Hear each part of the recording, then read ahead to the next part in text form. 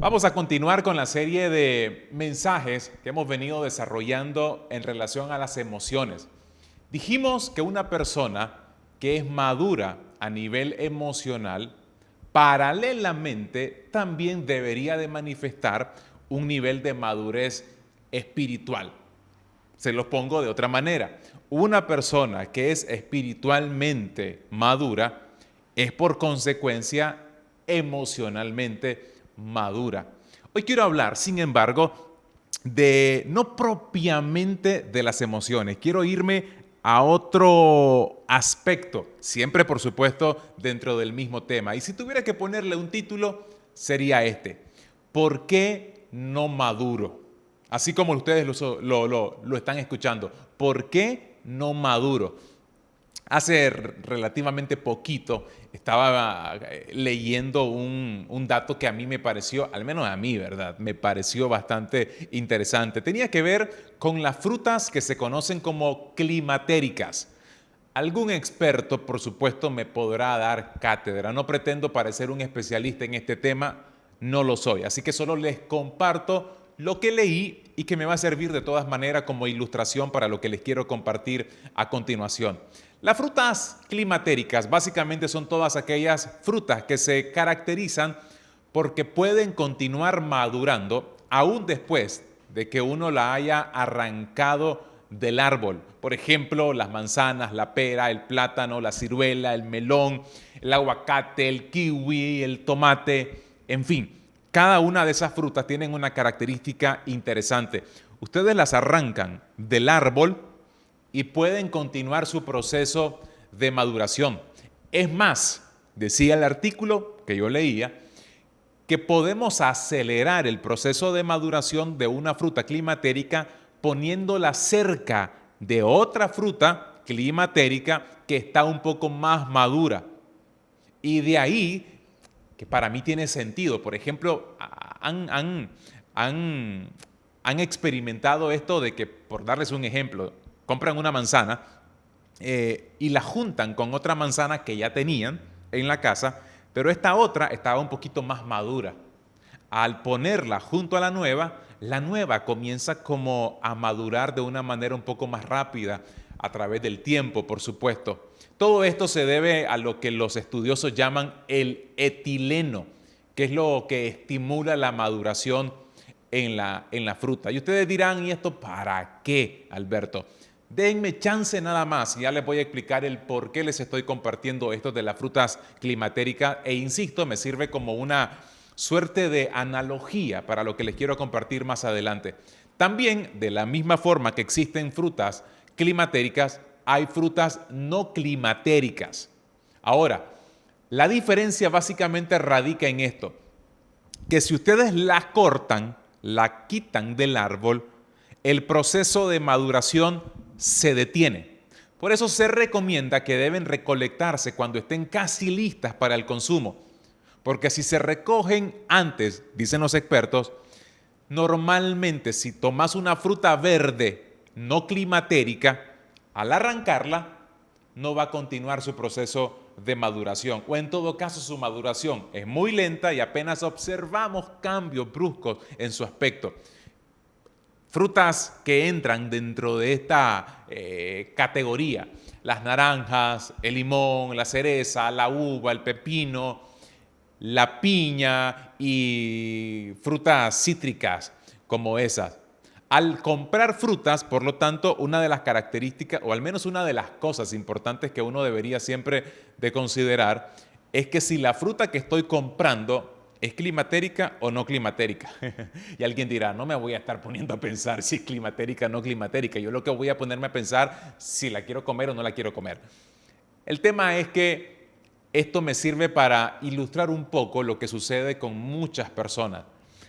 A veces, permítanme decirlo de esta manera, a veces creo que los creyentes casi que podemos entrar en estas categorías. Hay algunos que pueden entrar dentro de lo que pudiéramos llamar creyentes climatéricos, es decir, aquellos que continúan un proceso de maduración después de haber conocido a Cristo, y creyentes no climatéricos, que pareciera que aunque conocieron a Cristo, el proceso de maduración es muy lento y a veces casi que inexistente. Si tienen una Biblia, por favor acompáñenme al Evangelio de Lucas, capítulo 13. Acá en pantalla se los voy a ir mostrando también. Lucas capítulo 13, versículo 6. Se los leo en la Nueva Versión Internacional. Entonces les contó esta parábola, por supuesto refiriéndonos a Jesús. Un hombre tenía una higuera plantada en su viñedo, pero cuando fue a buscar fruto en ella, no encontró nada. Versículo 7. Así que le dijo al viñador, mira, ya hace 3 años que vengo a buscar fruto en esta higuera y no he encontrado nada. Córtala. ¿Para qué ha de ocupar terreno? Versículo 8. Señor, le contestó el viñador, déjela todavía por 1 año más para que yo pueda cavar a su alrededor y echarle abono. Así tal vez en adelante dé fruto. Si no, córtela. Noten el episodio. Por favor, presten atención a la historia. La historia básicamente nos habla de alguien que quería consumir el fruto de un árbol, que debería de dar un árbol, pero que tristemente este árbol no estaba dando ese fruto. Y aquí al menos yo puedo capturar 5 principios. Por favor, presten atención a estos 5 principios a partir de esta historia que contó nuestro Señor. Número 1, esta fruta, al igual que nosotros, tenía un lugar de privilegio. Mis estimados, una de las cosas que nosotros no vamos a poder alegar como justificación en algún momento de nuestra vida, cuando tengamos que dar cuentas de la vida que hemos desarrollado, de la vida que hemos permitido construir, es que no tuvimos oportunidades de crecer. A ver, es probable que no todos tengamos el mismo nivel educativo, es probable que no todos tenemos los mismos recursos, es probable que no todos nacimos en contextos similares, todos, por supuesto, a lo mejor todos los que de alguna manera van a tener alcance a esta enseñanza, estamos en contextos diferentes, países diferentes, ciudades diferentes, incluso hasta cultura diferente, ciudad, idioma diferente. Asumo que de pronto habrá alguien en otro idioma que lo leerá en subtítulos, el mensaje.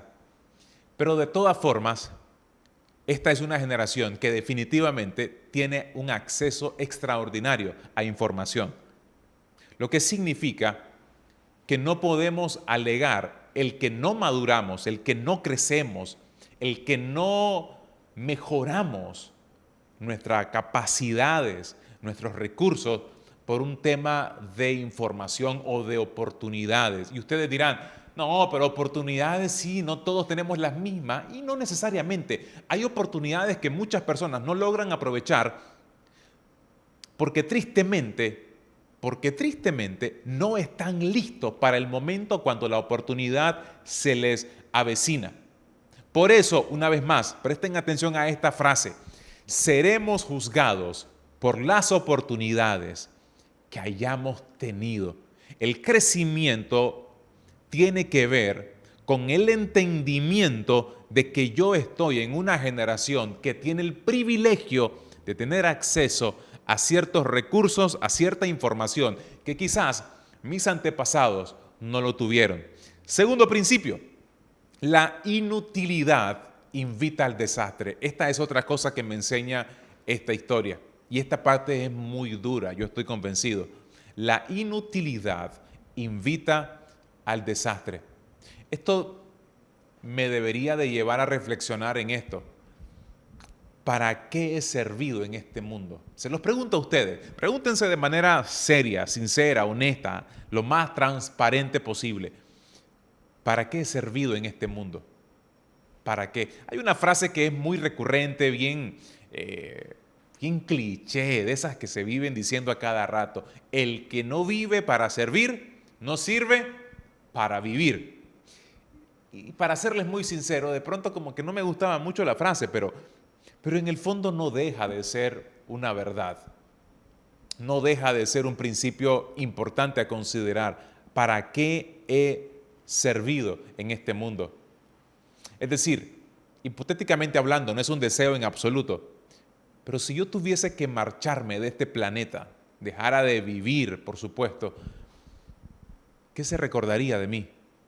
Como alguien maduro, como alguien con un carácter que lo fue desarrollando, que se fue construyendo, como un creyente que constantemente buscaba cómo parecerse cada vez más a Cristo, o como el problemático, como el sensible, como aquel a quien tenían que considerar con sumo cuidado las palabras con las que se le iban a dirigir porque se podía ofender.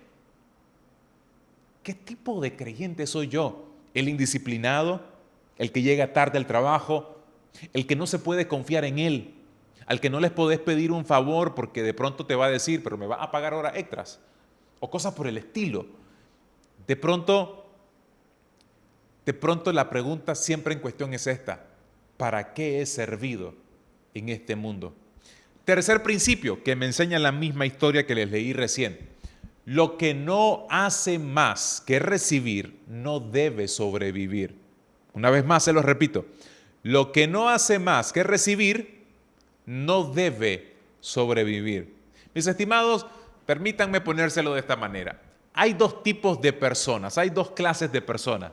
Número uno, las que sacan más de lo que aportan. Las que sacan más de lo que aportan. Y número dos, los que aportan más de lo que sacan. Es un juego de palabras, por supuesto. Número uno, las que sacan más de lo que aportan. Las que te dan más dolores de cabeza que alegría. O los que aportan más que aquellos que te generan dificultades. ¿Qué tipo de personas somos nosotros? Cuarto principio. La historia, al menos que estábamos leyendo, nos presenta el evangelio de la segunda oportunidad. Aquí está, es una parte buena, porque en realidad lo que nos está enseñando es que un árbol que no estaba dando fruto, le estaban dando la oportunidad, sin embargo, de que luego de un tiempo tuviera que dar fruto, luego que fuera abonado, luego que se le hiciera un trabajito en particular. Y esta es la parte bonita, mis estimados. De pronto ustedes se ponen a pensar, hey, es cierto, yo no he crecido como debería a esta altura. Porque yo no sé si les ha pasado a ustedes de pensar en algún momento de su vida, hey, ya tengo 35, 40 años, 20 años, 25 años, o no importa cuántos años ya sea de edad o de cristiano, y ustedes deberían de pensar, hey, a esta altura mi mentalidad no ha cambiado. Sigo pensando de la misma forma, sigo siendo el mismo niño, sigo siendo el mismo inmaduro, sigo siendo el mismo aquel que se ofende con suma facilidad, etc. Y entonces cuando viene una enseñanza como esta, yo lo puedo tomar como la oportunidad que Dios nos está dando, para corregir lo que se tenga que corregir, para hacer los ajustes que se pueden hacer. Y es casi como que el Señor diciéndonos, ¿sabes qué? No has crecido como deberías, pero yo soy el Dios que te da una nueva oportunidad y que te dice, dale, pasemos la página y comencemos de nuevo, arranquemos otra vez, tratemos de redimir los tiempos, redimamos los tiempos. Es básicamente lo que me enseña también esta historia. Es el Dios de las nuevas oportunidades, siempre. Y la quinta y la última lección que aprendo de esta historia, antes de continuar con otros asuntos, por supuesto, es que también, y esta es la parte no tan bonita en relación a la número 4, es que hay una última oportunidad. La historia nos enseña de que cuando le iban a dar otro tiempo a este árbol para que diera fruto, dijeron, si no da fruto, lo cortamos. Se corta. Noten esto, porque el cuarto principio nos puede hacer creer que Dios está en la obligación constante de tolerar todo nuestro comportamiento. Y muchas veces, si actuamos pensando que esa es la obligación divina, en muchas ocasiones lo que sucede es que nosotros nos convertimos en aquellos que abusamos de la misericordia de Dios. Y eso es muy peligroso, mis estimados. No podemos ser de la generación que porque sabe que Dios es misericordioso, va a abusar de eso. No podemos ser esa generación de aquellos porque nunca se sabe. Recuerdan la historia de Sansón, ¿verdad? Sansón, se los cuento porque dicen por ahí que el público siempre se renueva y yo no tengo que dar por sentado que todo el mundo conoce las historias que asumo que son de dominio público. Pero bueno, siempre hay alguno que de pronto dirá, no sé quién es o no sé cómo es la historia. Sansón, el hombre que famoso justamente por tener una fuerza que de manera sobrenatural Dios le había provisto. Un símbolo de esa fortaleza era justamente su cabello largo. No es que el cabello era lo que le hacía fuerte, no, la fuerza venía del Señor, por supuesto, pero de alguna manera simbólicamente el cabello representaba todo lo que Dios estaba proveyendo a nivel de fortaleza en este hombre. Y ustedes sabrán que se aparece con una mujer y esta mujer insiste constantemente en tratar de sacarle el secreto de su fortaleza. Sin embargo, él le vivía mintiendo, diciéndole que era esto, que era lo otro, y ella, por supuesto, lo que quería en el fondo era debilitarlo. Pero en la última oportunidad, en una jugada que le salió mal a Sansón, él termina revelando cuál es el secreto de su fuerza. Y por supuesto la mujer aprovecha la ocasión para cortarle el cabello. Y entonces cuenta la escritura de que Sansón, cuando se mira amenazado posteriormente, quiere reaccionar con la fuerza que él estaba acostumbrado a experimentar. Sin embargo, ahora se da cuenta de que ya no tiene esa fuerza. Y la Biblia nos enseña de que él pensaba que el Espíritu de Dios continuaba con él, mas no sabía que ya no estaba con él. Noten esto. De pronto ustedes y yo podemos correr el peligro de jugar un poco con Dalila. Ese juego bien interesante. Y no saber que quizás el Espíritu en algún momento nos deja vulnerables ante ciertos contextos y situaciones. Por eso para mí va a ser muy importante lo que quiero compartirles en los próximos minutos. Todo esto es como el fundamento. Lo que recién les dije es el fundamento de lo que a continuación les voy a compartir. ¿Cuáles son los obstáculos en nuestra madurez, en nuestro crecimiento, en el crecimiento espiritual? No solamente en el crecimiento emocional, sino también en el crecimiento espiritual y que nos van a poder permitir ser unos creyentes y unas personas maduras. Entonces, por favor, vean la primera lección, o más que la primera lección, el primer obstáculo de nuestra madurez. Número 1, un espíritu no enseñable. Se lo repito, un espíritu no enseñable. Alguien dijo que hay dos maneras de crecer. Uno, a través de la sabiduría. Y dos, a través de la experiencia. La sabiduría es aprender de errores de otros. El sabio ve el mal y se aparta. El sabio prevé. El sabio se diferencia porque no necesita tener que atravesar por un problema, por un error para aprender la lección. De antemano se adelanta. Por supuesto, lo prevé el problema y lo evita. En cambio, aquellos que aprenden de la experiencia son todos aquellos que se tienen que caer en el hoyo para darse cuenta que había un hoyo. Y ese es un serio problema. ¿Y saben por qué sucede eso? Porque no tenemos la capacidad, la humildad para ser enseñables. Porque lo que hace la diferencia entre un sabio y un necio es que el sabio escucha. Es que el sabio se deja enseñar. Y mis estimados, mi capacidad de aprender está definida por mí mismo. Presten atención a esto, por favor. Mi capacidad de aprender está definida por mí mismo y no por la persona que me puede enseñar.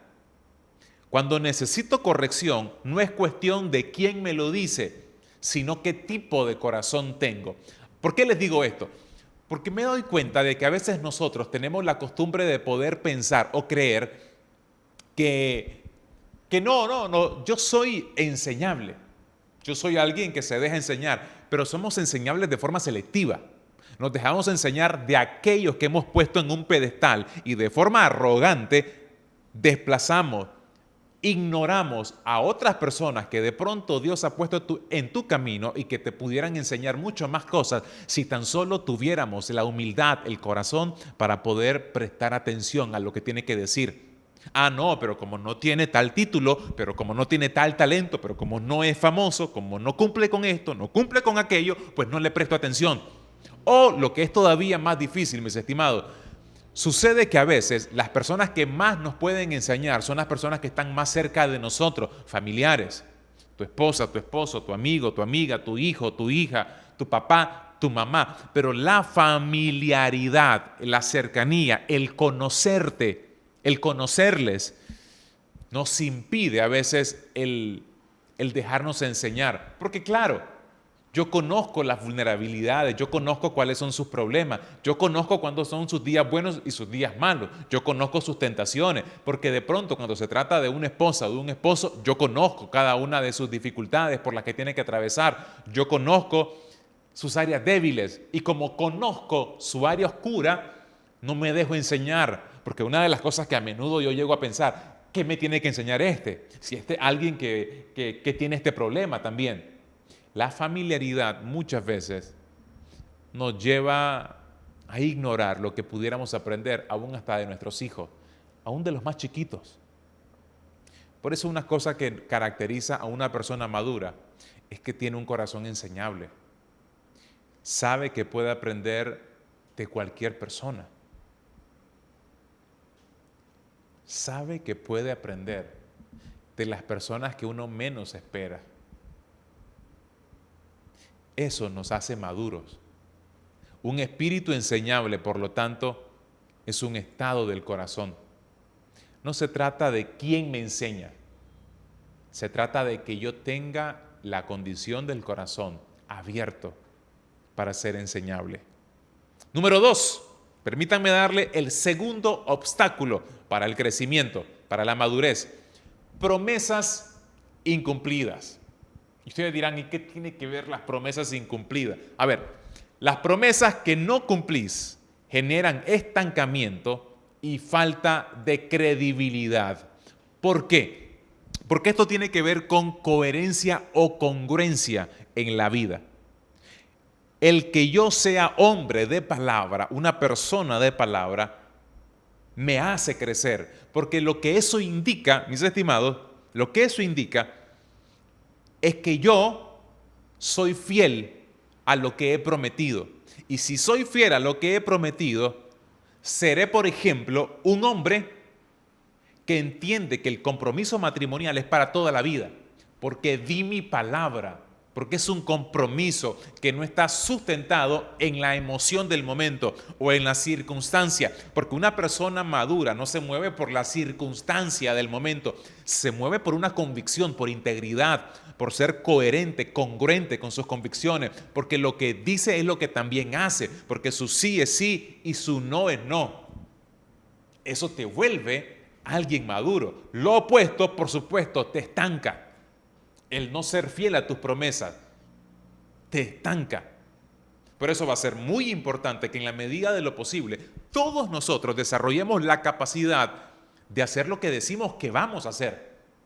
No decirlo, porque de intenciones muchos podemos vivir, sino de hacerlo. Hacer lo que decimos que vamos a hacer. El nombre vale, mis estimados. Tu nombre vale. Y le das valor cuando haces que tus palabras sean acompañadas de los hechos. Tercer obstáculo, ofensas no perdonadas. Y aquí nos metemos en un asunto bien interesante. Ofensas no perdonadas. Cuando yo tengo un corazón lleno de amargura, de falta de perdón, me estanco también. No maduro a nivel emocional, por supuesto, por obvias razones, y no maduro tampoco a nivel espiritual. Presten atención a lo que dice el Evangelio de Marcos, en el capítulo 11, versos 25 y 26. Cuando estén orando, primero perdonen a todo aquel contra quien guarden rencor, para que su Padre que está en el cielo también les perdone a ustedes sus pecados. Ahora, presten atención a lo que aquí está diciendo Jesús. Cuando estén orando, primero perdonen a todo aquel contra quien guarden rencor. Lo que está diciéndonos es qué importante es tener el corazón limpio, sin cargas contra alguien cuando nos dirigimos al Señor. Qué importante es no guardar rencores o amarguras. Mis amigos, presten atención a esto, por favor, esto es muy importante. Existen dos formas de procesar las ofensas o los traumas causados por las personas contra nosotros. Hay dos formas en las que ustedes pueden resolver las heridas. Hay dos formas en las que pueden resolver las ofensas que les han lanzado. No importa la manera en que éstas han venido. Hay dos formas. Uno, o aplican justicia o aplican perdón. Escuchen esto, o aplican la justicia o aplican perdón. Les voy a dar un ejemplo para ser bien ilustrativo. A ver, yo crecí sin la figura de un padre. Mi mamá básicamente se la jugó conmigo desde que yo tenía casi que 2 años. Desde entonces, la figura de un padre brilló por su ausencia en mi caso. No crecí con un papá a mi lado. Entonces, desde los 2 años hasta los 25 tal vez, o 27 años por ahí, no, 25 creo que fueron. A los 25 años lo conocí. Conocí a mi papá. Por circunstancias que me ahorro los detalles por un tema de tiempo, por supuesto, pero el tema es que lo conozco, me encuentro con él. Les pregunto a ustedes, a ver, asumamos esto, que no era mi caso, pero asumamos esto, asumamos de que esa ausencia de la figura de mi padre en mi vida había provocado que yo me convirtiera en un hombre amargado, que tenía una gran demanda, una gran queja en el corazón en contra de su padre, porque nunca estuvo conmigo, porque me abandonó, porque nunca me dio plata, porque no estaba ahí en el momento que yo lo necesitaba, porque aún cuando yo miraba a mis compañeros, a mis amigos que estaban con su padre, yo nunca tenía el mío, y todo lo que normalmente sucede o surge en experiencias como estas, no. No estoy diciendo que es lo que yo viví o pensaba, solo les estoy dando un caso hipotético, si así hubiese sido, por ejemplo, en mi caso. Y entonces, les pregunto a ustedes, si vamos a aplicar justicia en este caso, ok, apliquemos justicia, ¿qué sería lo justo que tendría que hacer mi padre para resarcir los daños que me provocó por su ausencia? ¿Qué tendría que hacer? Ustedes saben, yo hice este ejercicio con un grupo de personas y recibí varias respuestas. Una de las respuestas era él tiene que explicar por qué lo abandonó. Explicaciones, es una forma de aplicar justicia. Ok, explicaciones. Ok. Decía otro, ignórelo. Eso sería lo justo, que usted lo ignore. Que yo lo ignore. Ok. Estamos hablando que esas son las respuestas que estaba recibiendo. Que lo ignores, ignóralo. Ok. Otro, como usted, que se gane su confianza. Poco a poco. Eso se gana gradualmente, que se lo gane poco a poco. Ok. La forma en que me lo tiene que pagar es que le cueste, pues. Que le cueste la relación, que le cueste la restauración de esta relación papá-hijo, que le cueste. Ok. Y así, comentarios por el estilo eran los que yo venía escuchando en ese grupo. Pero ustedes saben que si realmente queríamos aplicar justicia, el asunto es mucho más complejo. Porque la justicia implica de que restituya exactamente lo que se me quitó. ¿Qué sería lo justo? Que mi padre tendría que hacer para resolver la herida que hipotéticamente, insisto, causó en mí su ausencia. ¿Qué tendría que ser lo justo? Que me regrese todos los años que no estuvo conmigo. Que me dé toda la plata que no me dio.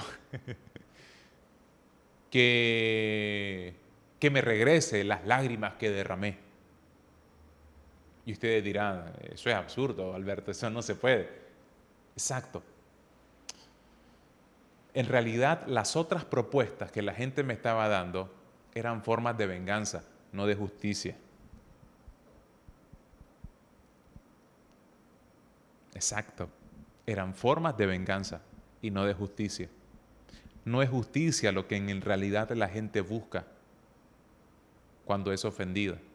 En el fondo lo que buscan es venganza, que le duela, que le cueste, que pase esto, que pase lo otro, que haga aquí, que haga allá. Por favor, no estoy intentando a partir de esto decir qué es lo que cada quien tiene que hacer en cada caso particular. Por favor, solamente estoy dando un ejemplo y partiendo desde mi experiencia nada más. Aquí es cuando tiene sentido el principio del perdón. Porque, ¿qué es el perdón? Presten atención a lo que van a ver en pantalla. El perdón tiene una connotación legal. Porque cuando usted decide perdonar, está decidiendo renunciar a su derecho de justicia. Eso lo convierte en alguien misericordioso. ¿Qué es el perdón? Es renunciar a tu derecho de justicia. Porque en realidad, él no te puede restituir, ella no te puede restituir todo. Ahora, les estoy dando mi caso hipotético porque en realidad no fue así. En mi caso particular con mi papá, gracias a Dios, antes del encuentro que tuve con él por primera vez, cuando lo conocí, porque yo ni por foto lo conocía, pero cuando lo conocí a los 25 años, cuando me lo encontré una vez más, en mi corazón ya se habían resuelto todas esas cosas. Así que simplemente fue una plática en realidad donde él se desahogó y quiso decir todo lo que quería decir seguramente desde hace un buen tiempo. Y yo lo escuché y luego le hice ver que tranquilo, o sea, en mi corazón no hay nada en contra de usted, así que tranquilo. No tiene que hacer nada para. Ahora, lo estoy conociendo, por supuesto. No es que en el momento significa que ese perdón significa que yo lo amo. Y sería de repente mentira. Entro en un proceso de conocer a alguien, pero no con demandas, no con cosas ahí como me la hizo, me la tiene que pagar. No, tranquilo. No hay nada aquí en el corazón. No hay nada de verdad. No hay nada aquí en el corazón. Les voy a contar una experiencia. Me tocó, me ahorro los detalles porque no vaya a ser, pero estoy pensando cómo contárselas para que no se vea como que voy a contar detalles que se lleguen a interpretar de cierta forma, ¿verdad? Y no vaya a ser. Pero es importante la historia por una razón, porque hay una lección bien interesante. El tema es que a mí me corresponde pedirle, a ver, ¿cómo se los cuento? Estoy pensando para ser bien prudente. A ver, a mí me corresponde pedir perdón en nombre de una organización. La organización, en ese momento, esto ya fue hace varios años, la organización había cometido un error que por supuesto en su momento no se reconoció, no se vio, etcétera. Se había dejado pasar el tiempo, pero ese error había afectado a otras organizaciones. Y eso había provocado una fricción bien interesante.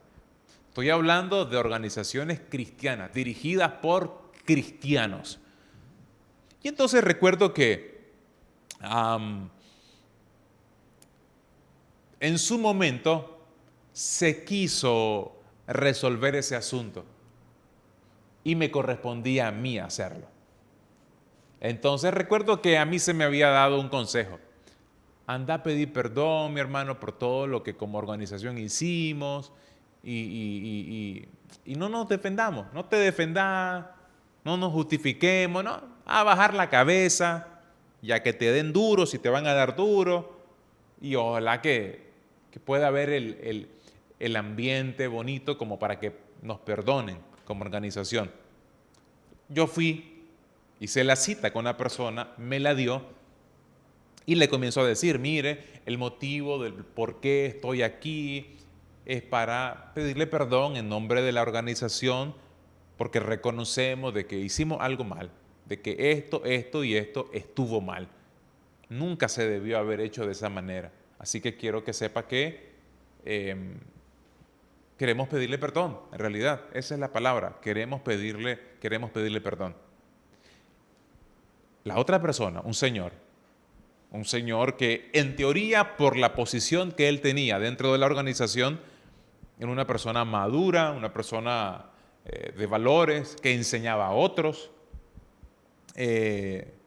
dirigía a otros, era un líder espiritual.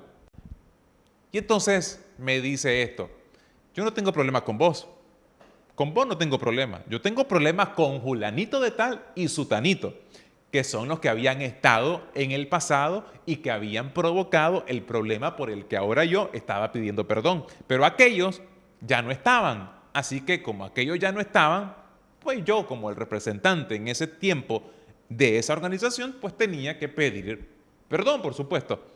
Aquí quienes tienen que estar, me dice el Señor, son estos y estos. Pero yo con vos no tengo nada malo, yo con vos no tengo ningún problema. Entonces le dije, sí, pero quiero que entienda, hombre, cuál es el corazón de lo que intento transmitirle. Ellos ya no están y estoy yo en este momento y quiero asumir la responsabilidad, quiero asumir el error y le pido por favor que nos perdone. Y entonces recuerdo que él me dice, es que mira lo que vos me estás pidiendo y me pone este ejemplo. Por favor, no se pierdan los detalles de esta historia que me contó. Me dice él, te voy a contar una historia. Había un monje que tenía un discípulo. Este monje, maestro, le dice a su discípulo, discípulo, te quiero enseñar un principio de vida. Sí, maestro. Por favor, ve y toma aquella gallina. Y entonces va el discípulo y toma la gallina. Después que le costó, no, porque seguramente se le ocurrió. Y va a agarrar la gallina. Maestro, aquí está la gallina. Ok, discípulo, ahora quítale todas las plumas. Y comienza el discípulo y le quita todas las plumas. Y las tira. Tíralas ahora. Y las tira. Ok, haz lo siguiente, discípulo. Ahora toma todas las plumas y vuélveselas a poner a la gallina. Y el discípulo lo queda viendo, maestro, lo que usted me pide es imposible. Y el maestro le dice, exacto, hay algunas cosas en la vida que serán imposibles de reparar. Por eso piensa muy bien lo que hace. Y entonces aquella persona termina de contar esa historia y me dice, ¿sabes qué? Lo que vos me estás pidiendo es justamente eso, que le ponga las plumas a la gallina. Y eso es imposible. Es decir, no te puedo perdonar. Ahora, por el amor de Dios, no quiero que en ningún momento crean que yo estoy justificando lo que se hizo. Por eso es que estaba pidiendo perdón ahí. Pero me pareció interesante cómo algunas personas ya dan por sentado que hay algunas situaciones que no se pueden perdonar, que son imposibles de perdonar. Y eso, mis amigos, eso es peligroso. Porque la falta de perdón, ofensas no perdonadas, te van a estancar en la vida. Yo no conozco a una persona madura No conozco a alguien maduro que guarde odio o rencor o resentimiento. No, las dos cosas no pueden ir de la mano. O sos maduro o no sos maduro. O sos maduro y no tenés problemas con el perdón, o no sos maduro, porque entre otras cosas se revela que tenés problemas de perdón. No podés perdonar, te cuesta mucho. No existe otra manera, al menos, de poder relacionar estas variables. La variable perdón está de la mano con la variable madurez. La variable falta de perdón está de la mano con la variable inmadurez. ¿Saben por qué no crecemos a veces? ¿Por qué seguimos siendo niños espirituales? Porque nos cuesta perdonar. Nos cuesta renunciar al derecho de justicia. Y no estoy diciendo que es que no se lo merece, es que me hizo esto. No estoy justificando lo que la gente ha hecho. Por el amor de Dios, no intento eso. Yo no tengo control sobre lo que la gente me hace o dice de mí. No tengo control de eso, pero sí tengo control sobre lo que yo voy a albergar en mi corazón. De eso, yo sí tengo control. Por eso considérenlo bien una vez más.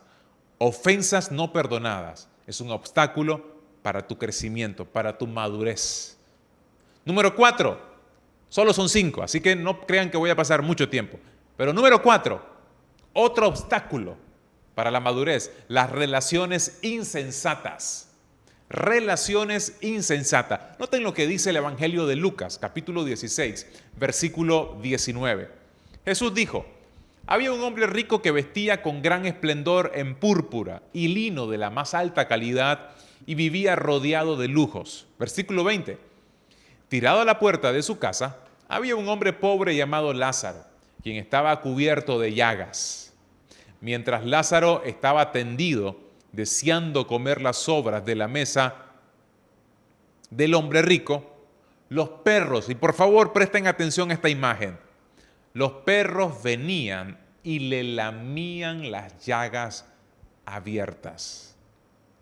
No pretendo dar un comentario acerca de la historia que aquí Cristo estaba compartiendo. Por favor, lo que a continuación voy a decir no es una interpretación de esta historia, para nada, por favor.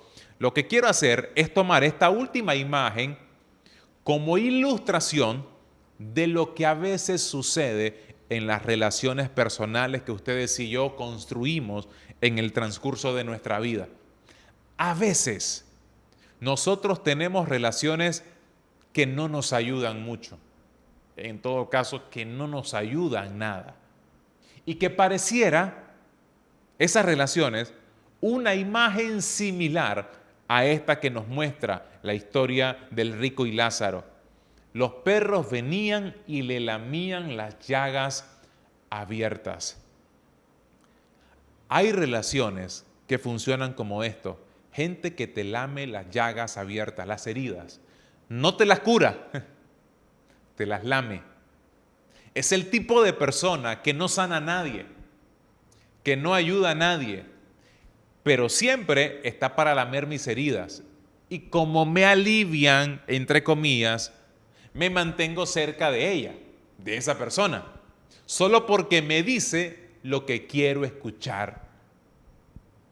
Es importante el círculo íntimo que yo voy a tener en mi vida, porque la gente que está cerca de mí me sirve como un andamio, es decir, para crecer. Ahorita no me van a ver la cabeza. La gente me sirve para crecer o me topa, que aunque quiero levantarme, no puedo.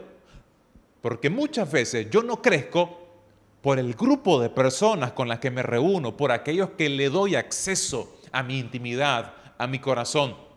Presten atención a este dato. Jesús permitió que absorbieran su tiempo solamente 2 tipos de personas. Primero, aquellos que le ministraron a él.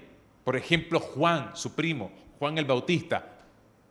Y segundo, aquellos que recibieron su ministerio en sus vidas. Las personas que tenían problemas, los discípulos, etc.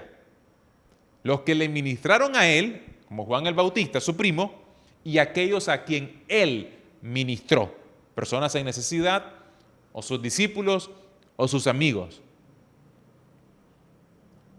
Por eso va a ser importante que ustedes consideren esto. ¿A quiénes les están dando acceso a su intimidad? ¿A quiénes? ¿Quiénes tienen acceso a tu corazón? Porque tu crecimiento en muchos sentidos va a estar definido por las personas que te rodean.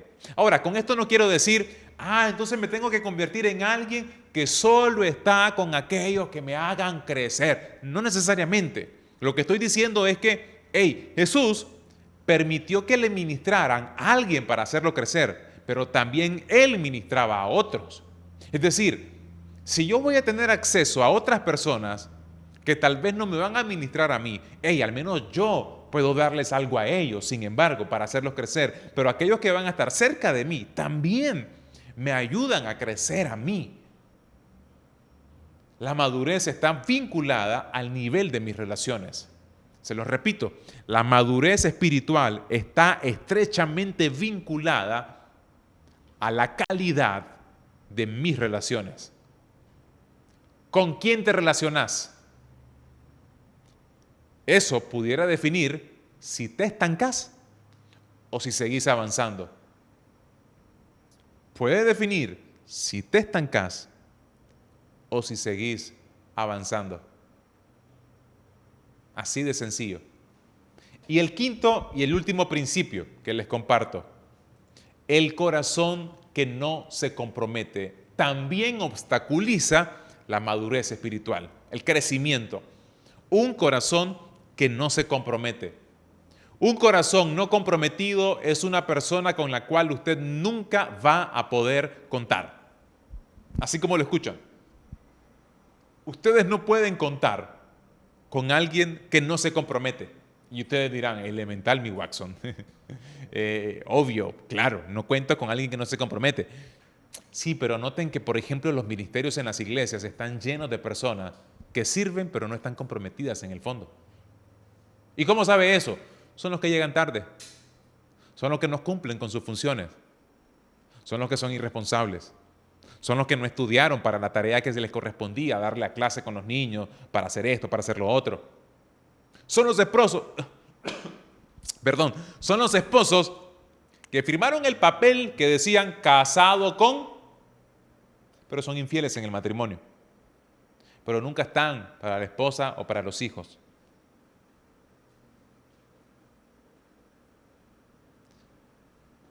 Nunca vas a poder ir más allá del nivel de tus compromisos. Por eso, para poder crecer, necesitas comenzar a asumir compromisos en la vida. Porque el compromiso construye responsabilidad. Y en lo que voy construyendo responsabilidad, voy creciendo. Voy madurando. Por eso, presten atención, tu primer nivel de compromiso define los otros niveles. Decime con qué estás comprometido y te voy a decir hasta dónde vas a crecer. Así. Decime con qué estás comprometido y te voy a decir hasta dónde vas a llegar. ¿Con qué estás comprometido? Muchas veces nuestros compromisos son únicamente con nuestras propias ambiciones.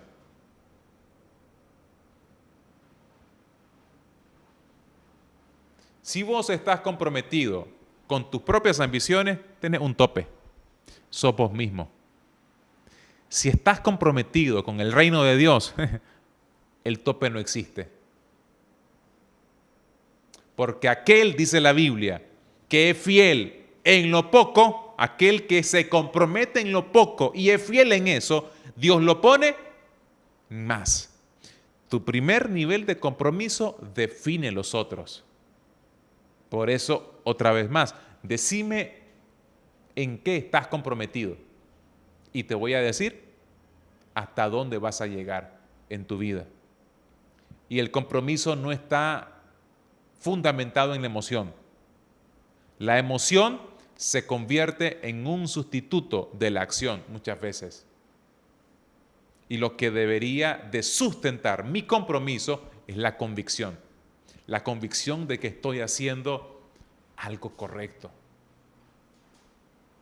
Eso me hace crecer, mis estimados. Entonces se los repito para ir terminando. Obstáculo número 1, espíritu no enseñable. Obstáculo número 2, promesas incumplidas. Obstáculo número 3, ofensas no perdonadas. Obstáculo número 4, relaciones insensatas. Y obstáculo número 5, el corazón que no se compromete. ¿Me acompañan a orar? Mi deseo de verdad es que esto pueda ser un poco útil para cada uno de ustedes. Y no sé, de pronto una frase, un versículo, una expresión, un comentario pueda servir para crecer un poquito más, porque saben, con el tiempo uno se da cuenta que no importa tanto qué bien habla uno, cómo puede comunicar algo uno. Digo, es bueno, pues, pero no es como que lo relevante después de todo. Lo relevante es cuánto de lo que estamos aquí hablando se convierte en una revelación para tu vida. Cuando hablo de revelación no lo digo en términos místicos, lo digo eso que genera un clic en el corazón, que uno dice, es cierto, si no perdono me estanco, es cierto, si no soy fiel a mis promesas me estanco, esto lo tengo que cambiar, a eso me refiero. No simplemente que digas, qué buen mensaje, me gustó, está bonito, no, sino que yo pueda decir, me hizo un clic, detonó el deseo de querer cambiar algo. Ahí entonces yo me doy por satisfecho, porque a lo mejor no sé cuántos van a ver esto. Si algunas decenas o centenas, quizás miles, ni tengo ni la más mínima idea. Pero si uno, tal vez lo vean miles, por ejemplo, pero si uno de esos miles hizo un clic en el corazón y lo cambió, habrá valido la pena todo este tiempo en el que he estado compartiendo aquí con ustedes. ¿Les parece? Señor, yo te ruego que nos ayudes de verdad a poder vernos como en el espejo y valorar las cosas que nos están deteniendo en el crecimiento espiritual. Por favor, ayúdame para poder ver las cosas que tengo que cambiar y que tu Espíritu Santo me permita avanzar conforme a tu voluntad, conforme a la guía de tu palabra. No quiero creer que estoy creciendo, quiero de verdad crecer. No creer que estoy madurando, sino de verdad crecer a la estatura del varón perfecto. Quiero parecerme cada vez más a ti, porque después de todo, Señor, ¿qué es ser maduro? Es parecerme a Jesús. Y quiero parecerme a Jesús. Quiero parecerme a Jesús. De eso se trata, Señor. En el nombre de tu Hijo. Amén y amén.